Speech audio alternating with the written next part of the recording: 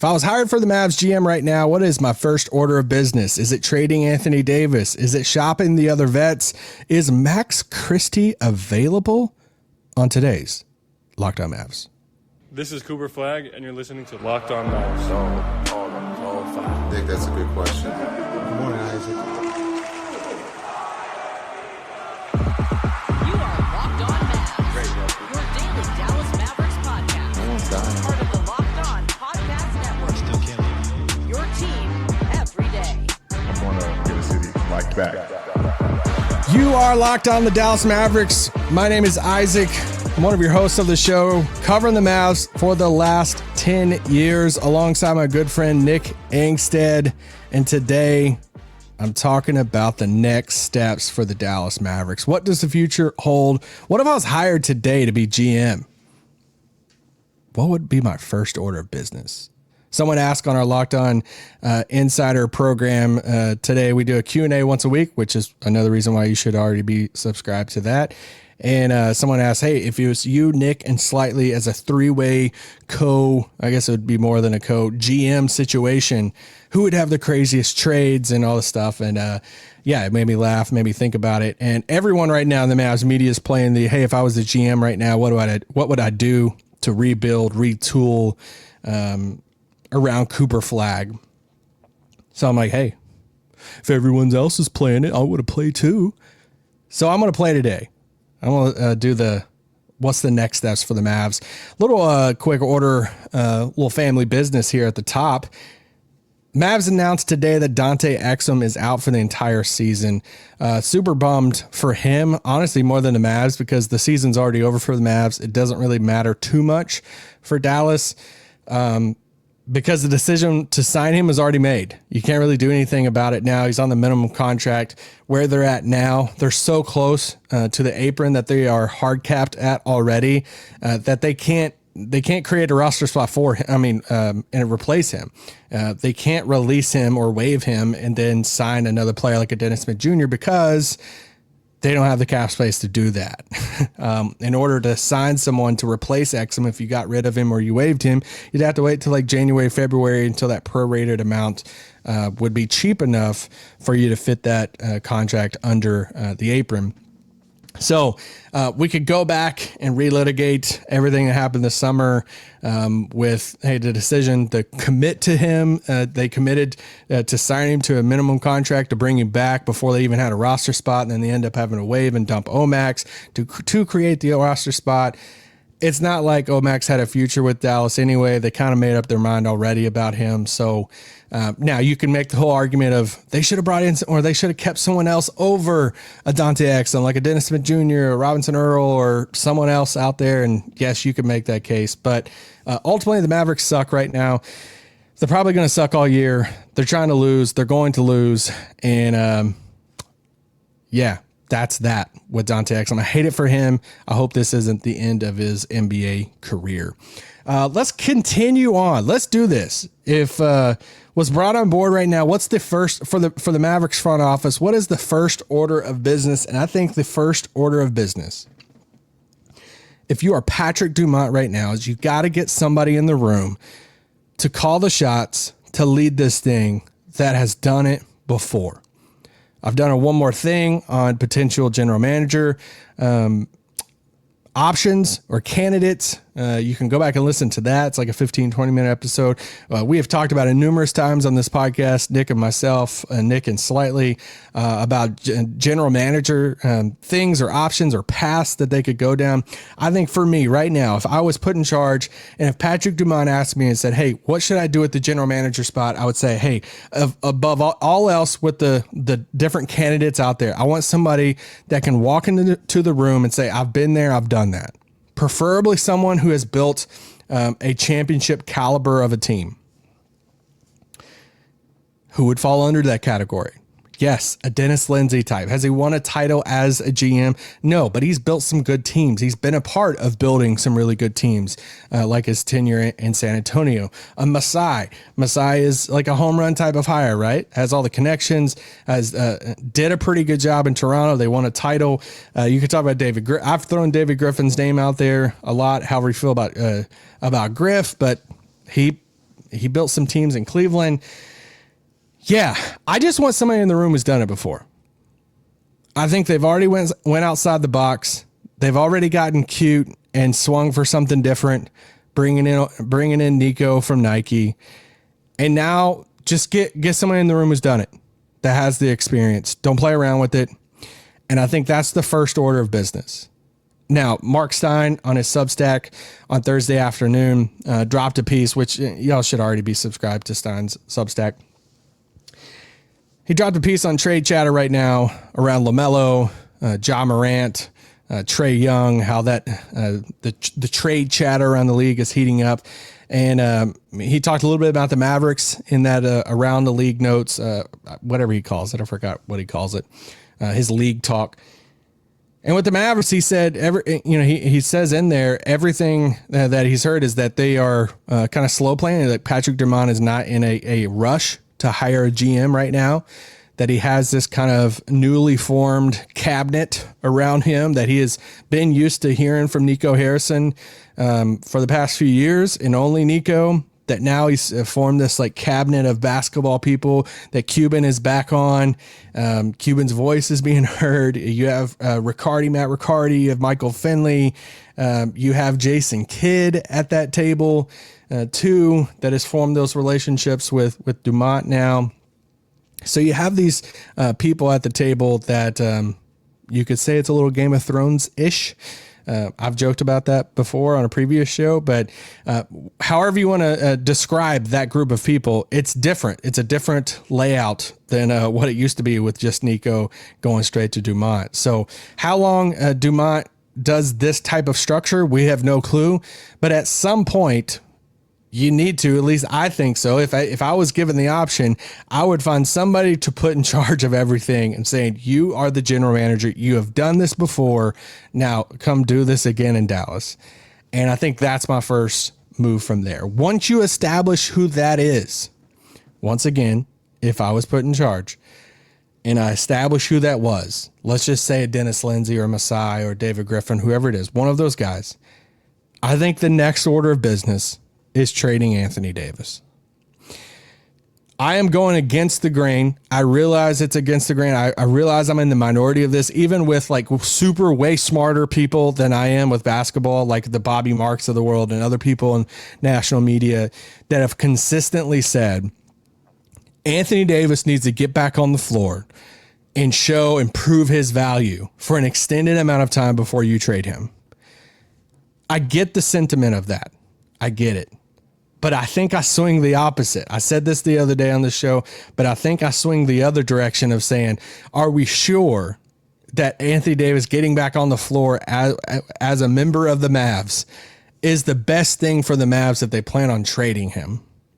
You're like, Isaac, well, no, you got to up his value and all this stuff. Oh, okay, so what's the alternative? You are talking about somebody who we know is out of shape right now. We're doing these talking points again. He's not in the best of basketball shape. He has a calf strain. So I'm going to go out on a wild limb here, make a crazy prediction that he has not improved his basketball conditioning shape while he has had a calf strain sidelined. So you're waiting the time. His camp says he's ready.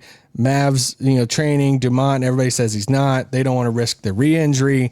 You have someone at his size, at his weight, considering the fast pace, everything everyone's talking about right now, the fast pace of the NBA, and his calf strain.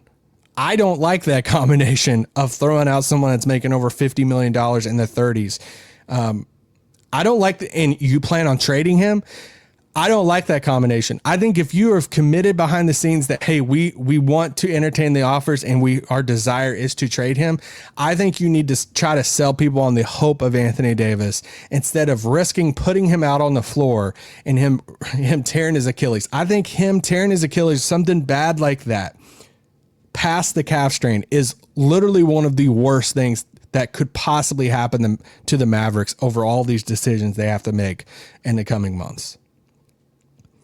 The contract, the extension talks coming up, all of that, unable to trade him. If that happened, it would set the Mavericks back roster building wise. Just so much of that. On top of, if you throw him out there, he didn't look like he was in the best of shape anyway. Opposing teams and coaching staffs have been talking about this whenever they come to visit and play Dallas in Dallas. I know of assistant coaches and people who have talked about Anthony Davis's playing shape and how different it is now in Dallas compared to what it used to be whenever he was playing at a much better conditioning. If that's the case and you're still going to throw him out there, and even if he isn't playing, I mean, even if he doesn't get hurt, is that going to sell people of like, hey, this is fully healthy Anthony Davis, and he's playing at this speed right now?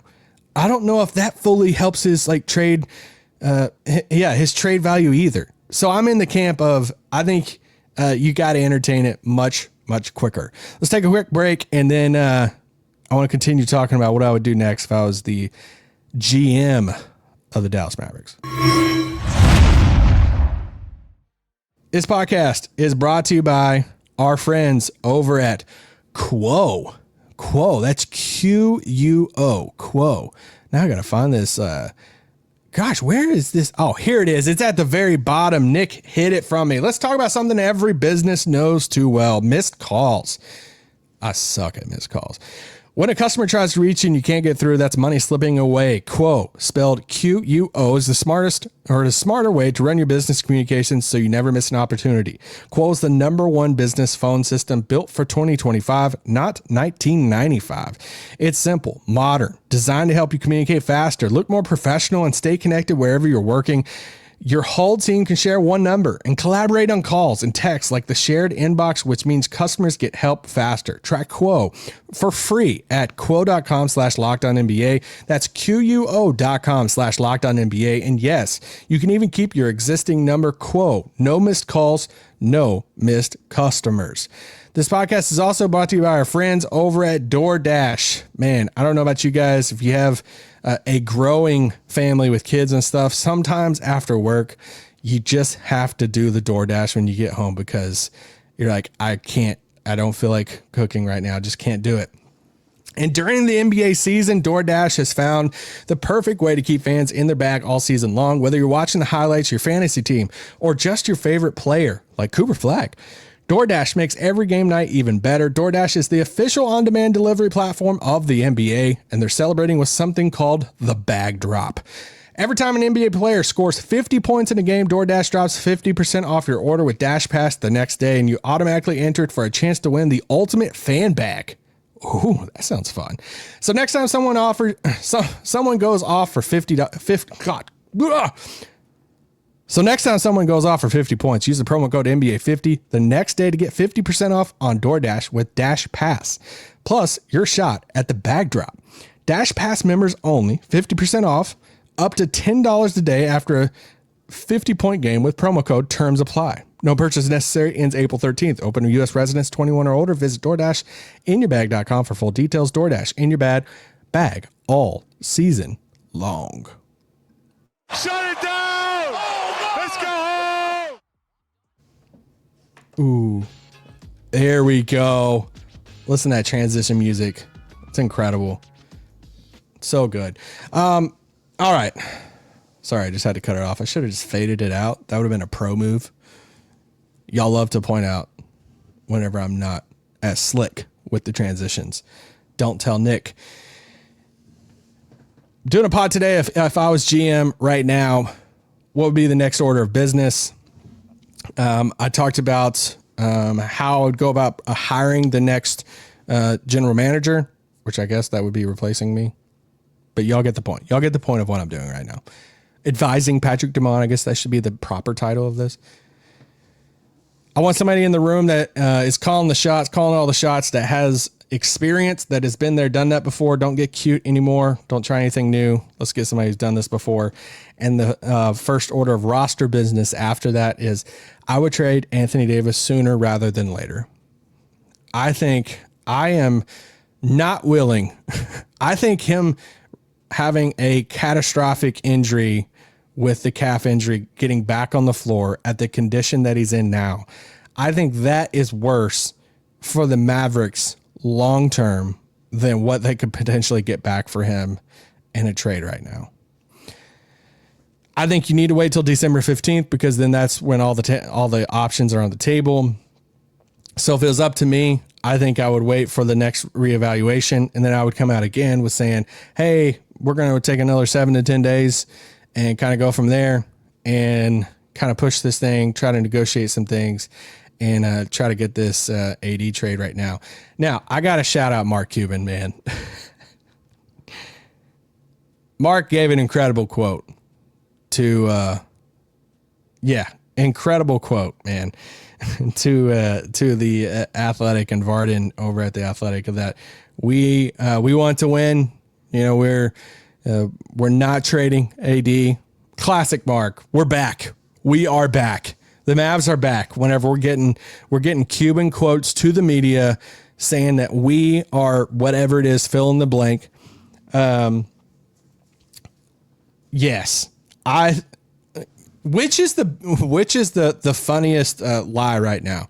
We have Cuban saying that we're trying to win and we will not trade Anthony Davis, or Jason Kidd saying in a presser when asked about the New York Knicks job this past offseason that he was never interested because he is just purely invested into Dallas.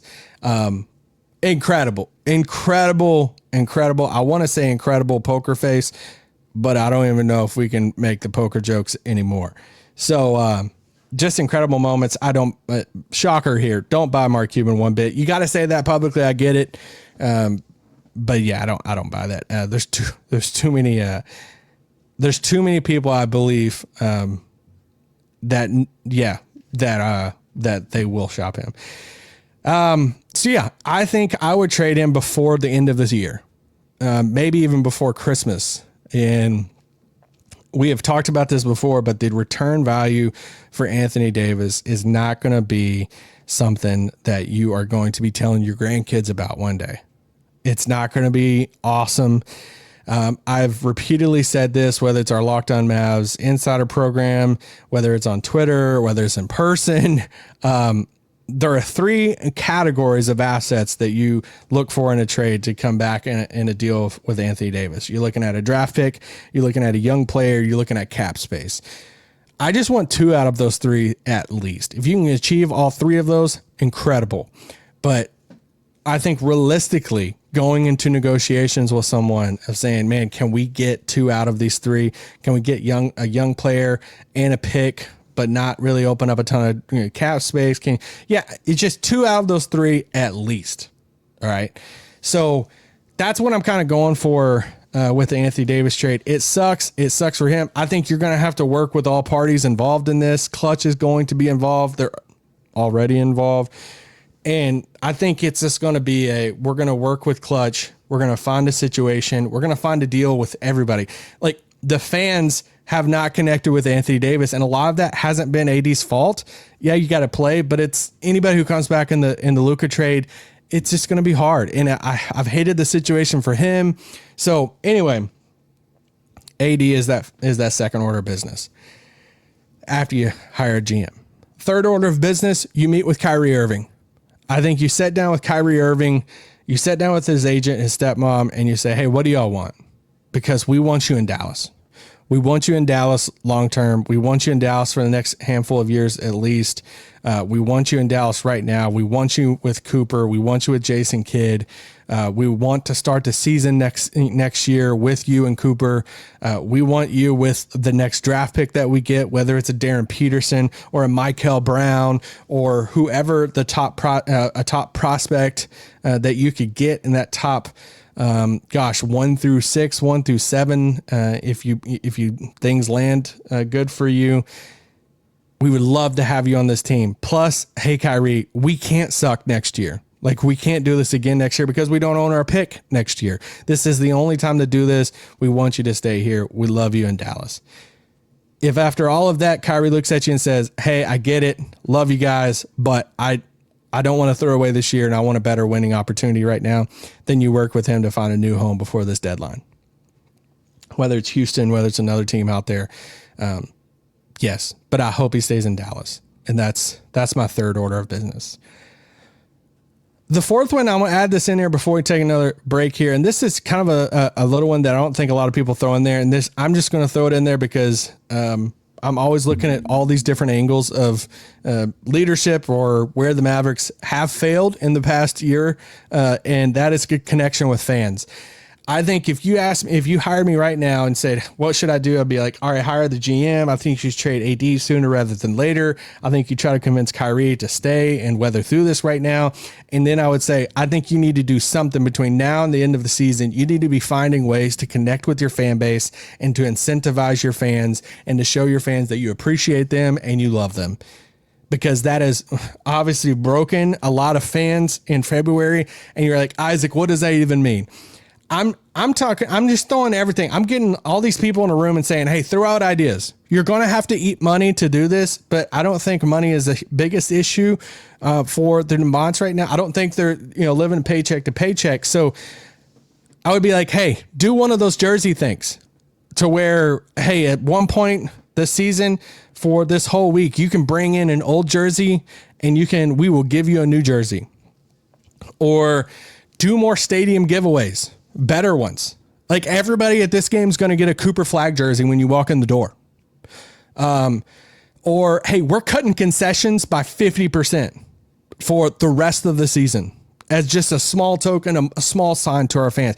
I'm talking stuff like that you eat money, but you're not going to be winning. So it's not going to be enjoyable. There's going to be a lot of fans that either if they're not still pissed off from the trade, then they're like, well, dang, I don't want to go watch a sucky team play.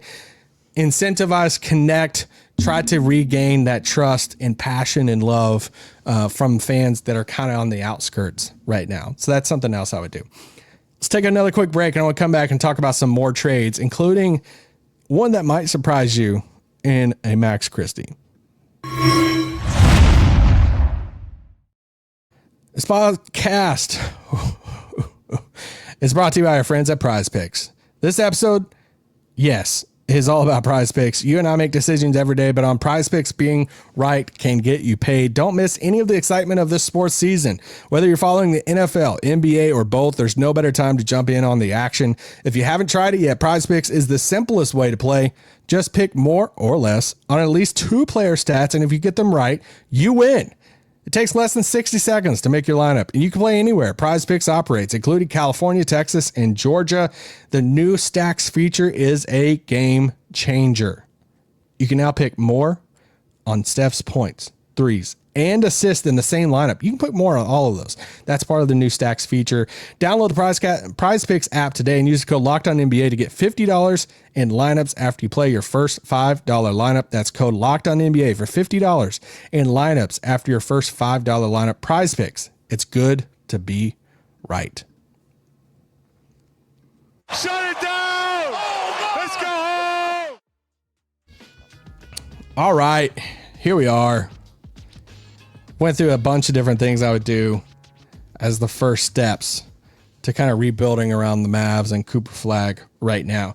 In this last segment, I want to talk about some trades. I want to talk about the last part of that. I went through GM hire, Anthony Davis, timing of a trade, relationship with Kyrie, what I would do for the community and to connect with fans more over the rest of the season. And I think the next thing, and this obviously has to happen before February, is you shop your vets on your team. You're looking at 5 players on the team, 4.5 maybe. You're looking at Daniel Gafford, Klay Thompson, Naji Marshall, Caleb Martin, and then I don't think teams are probably lining up for D'Angelo Russell right now, but he's $5 million if somebody needs a backup point guard on the team. I will say this, and let me just say this. This isn't part of my thing, but it's a lot of fun, and I get it is the popular trendy thing to do is to hop on the hate D'Angelo Russell bandwagon. And I get it. He makes a ton of bad decisions and it is, yes, I get it. There's a lot of blunders out there, but this dude could put up 23 in a game, keep the Mavs in the game, and then have one dumb turnover, and one dumb turnover is getting clipped and thrown on social media. And it's like the D-Lo experience. And it's like, all right, well, okay. Like, so anyway, now he does a lot of that to himself. I get it. But I do think it gets a little trendy and a little, let me find the dumbest D'Lo decision in this game. And because he's one of the only few people that can create offense and play make on this team. And he keeps the Mavs in games right now, but he might be a great option for a tanking team right now, which is the one team he's playing for right now. Can you get a first round pick for Daniel Gafford? I don't know. Probably a protected pick, maybe. I think he's your best chance at out of these vets to get a first round pick if that's the route you're trying to go. I have went back and forth on what I think they do with Gafford. There's one side of me that says, hey, I think they listen, but ultimately they just keep him because you don't know the health status of Lively, especially because I do think that they trade Anthony Davis. So then you don't need to trade all of your bigs. So if you trade AD, I don't know. I feel like they might keep Gafford at that point. I do expect Klay Thompson to be gone. So multiple people wrote today in the Insider program, like, hey, what's the value of Klay? Can you get a second rounder? I don't know, but I still, in my heart of hearts, believe that when it comes close to the deadline, that there will be a contending team that will say, no, we need Klay Thompson shooting on our team. And I don't think that you're going to have to attach something to get Klay. Or to get off of Klay's contract. I also don't think that you're getting first round draft pick back for him either.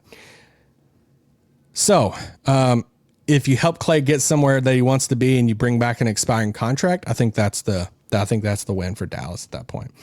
I think Naji Marshall would be an amazing piece for a lot of contending teams out there. I hope he stays. I love Naji Marshall. I love the way he plays.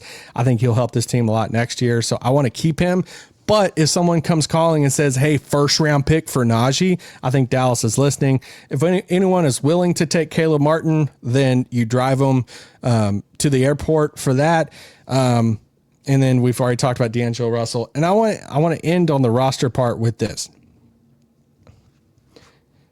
Don't get mad if the Mavericks entertain Max Christie offers before this trade deadline, because entertaining Max Christie trade offers right now is getting ahead of the curve to where you could get some value for an asset that you might be losing and you don't have any option. Like, you don't have any choice to lose him. Max Christie, which Bobby Carallo on DLLS did a great job talking through this the other day too. Basically, Max Christie and the contract that he signed coming out of his rookie contract doesn't allow him to be a restricted free agent. So he's obviously on a deal this year. Then he has one more guaranteed deal next year. But after that, he has this player option and he hits unrestricted free agency. And you're like, Isaac, okay, well, can't they sign him before that? Well, here's the deal with Max Christie is he's a good young player. If he continues rising up at the level you think he's rising up right now, he's going to command more money than a $11 million contract. He makes $7 million right now. But the most Dallas can offer him before he hits unrestricted free agency, they have no choice for him to hit unrestricted free agency. The most they can offer him is $13 million, 14 maybe. Max Christie's probably going to want more than $13 or $14 million. So unless he's just wanting to do a solid to Dallas and he loves Dallas just that much, then he's probably going to hit unrestricted free agency because that's the max amount of money Dallas can hit. And now they can try to do this hey, as soon as you become an unrestricted, we're going to give you this amount of money. Yes, that could still happen. But I'm not trusting anything when people hit unrestricted free agency because anybody can call at the first hour of unrestricted free agency and say, we'll give you an ungodly amount of money. So do you try to get ahead of it right now?